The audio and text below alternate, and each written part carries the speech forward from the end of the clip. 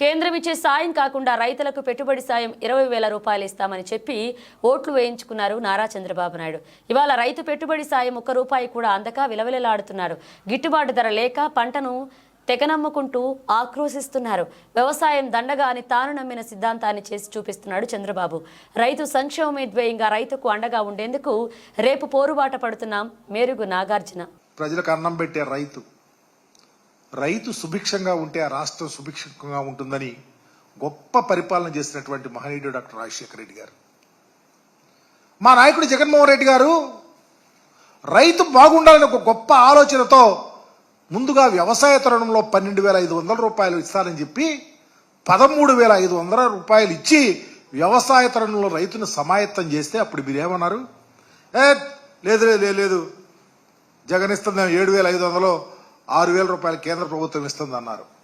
సరే, ఇవి కాకుండా మీరు 20,000 రూపాయలు పంట వేసుకునేటప్పుడు ఇస్తారన్నటువంటి పరిస్థితి, కేంద్ర ప్రభుత్వం ఇస్తున్న డబ్బులు కాకుండా 20,000 ఇస్తారని ప్రజలను మోసం చేసి ఎన్నికలప్పుడు మీరు ఇస్తే ఈరోజు ఖరీఫ్ అయిపోయింది, రబీ అయిపోయింది.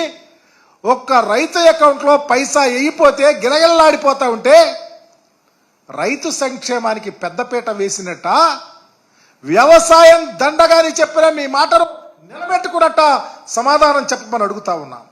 అందుకనే ఈరోజు రాష్ట్ర వ్యాప్తంగా రైతన్నకు అండగా ఉండాలని, రైతు సంక్షేమమే మా ధ్యేయమని రేపు 13వ తారీఖున రేపే జగన్మోహన్ రెడ్డి గారి ఆదేశం మేరకు రాష్ట్ర వ్యాప్తంగా రైతాంగానికి అండగా ఉండడానికి ముందుకెళ్తారన్న పరిస్థితిని తీసుకొచ్చినటువంటి చరిత్ర మీది కాదా అని అడుగుతా ఉన్నాం.